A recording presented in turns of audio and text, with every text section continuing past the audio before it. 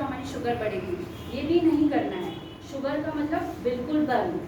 जो हम बोलते हैं कि हम बाहर की चीज़ें नहीं खा रहे, फ्रूट से हम शुगर ले रहे, दैट इज़ मीठा। मीठा से है हमारा ग्लूकोज, ग्लूकोज बढ़ रहा है तो वही दिक्कत होगी डायबिटीज़ की। जैसे आजकल है लोग आम बहुत ज़्यादा खाते हैं तो उसके कारण भी शुगर स्पाइक करती है मॉर्निंग पे। तो इन चीज़ों को लिमिटेड करना है, मीठी चीज़। अब जूसेस जो लेते हैं हम घर पे, हम सोचते हैं बाज़ार का जूस नहीं ले रहे हैं, हम घर पे जूस ले रहे हैं, तो जूस भी नहीं लेना है। क्योंकि जूस में क्या होता है, 2-3 फलों का एक ही साथ में क्या होता है, 1 ग्लास होता है, तो उसमें क्या होता है शुगर की क्वांटिटी बढ़ जाती है, तो वो आपके लिए अच्छा नहीं है। रादर देन आप एक सिंगल फ्रूट खा लीजिए। डायबिटीज़ में जैसे आप अमरूद हो गया, वो सारी चीज़ें खा सकते हो, ठीक है। अब हम आते हैं मेन दिक्कत पे।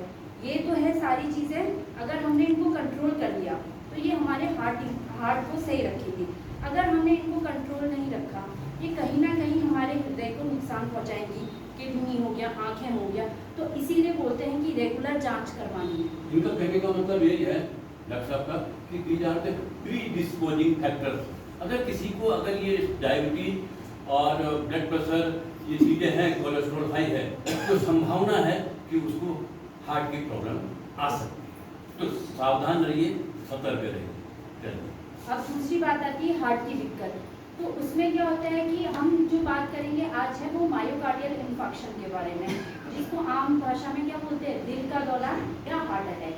अब इसमें क्या होता है कि जो हमारी हृदय को पहुंचाने वाली जो रक्त की धमनियाँ होती हैं, उनमें या तो क्या होगा कि क्लॉट बन जाएगा खून के गाढ़े होने के कारण में, या फिर कोलेस्ट्रॉल हाई होगा तो उसके कारण क्या होगा कि वो बंद होगा, जिसके कारण से क्या होगा हृदय को रक्त नहीं पहुँच पाएगा और क्या होगा मसल डैमेज हो जाएगी उस चीज़ की।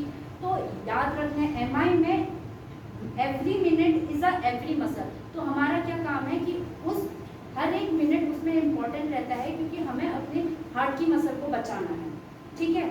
अब सबसे इसके सामान्य लक्षण मैं बताऊंगी आपको। क्या होता है कि छाती में यहाँ पे असहनीय दर्द होता है। ऐसा होता है कि 2-3 दिन से कभी मन होता है, फिर अचानक से बढ़ता है, और ये छाती से दर्द लेफ्ट हैंड की ओर को जाता है, या फिर जबड़े में ऊपर की तरफ जाता है, या पीठ में जाता है।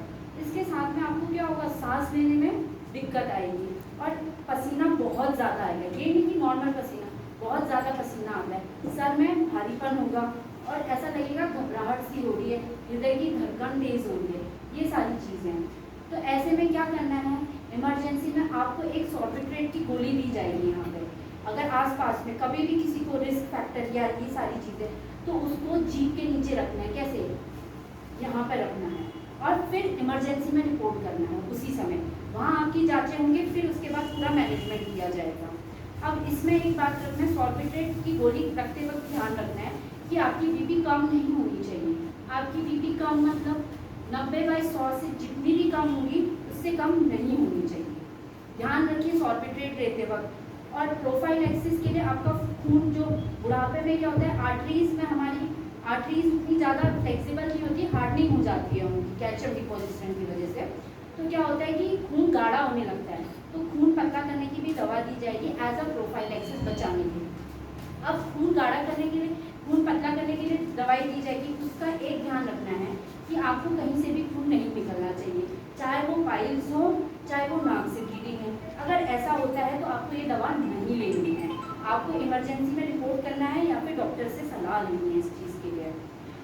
देखिए ये है डिस्प्रिन, ये खून पतला करती है, और ये सॉर्बिट्रेट। अचानक अगर आपको लगता है जैसा आप बता रही थी, तो फौरन एक गोली निकालकर जीभ के नीचे रख दी, वो अपने आप डिजॉल्व हो जाएगी अपने आप। तो कहने का मतलब है ब्लड प्रेशर कंट्रोल है, डायबिटीज कंट्रोल है, और डिस्प्रिन खून पतला करता है, तो आप अपनी जान तो बचा सकते हैं। लेकिन आप कहती हैं कि मैं यह कहता हूँ कि मैं तो बिल्कुल ठीक हूँ, तो आप किसी और के भी काम हैं।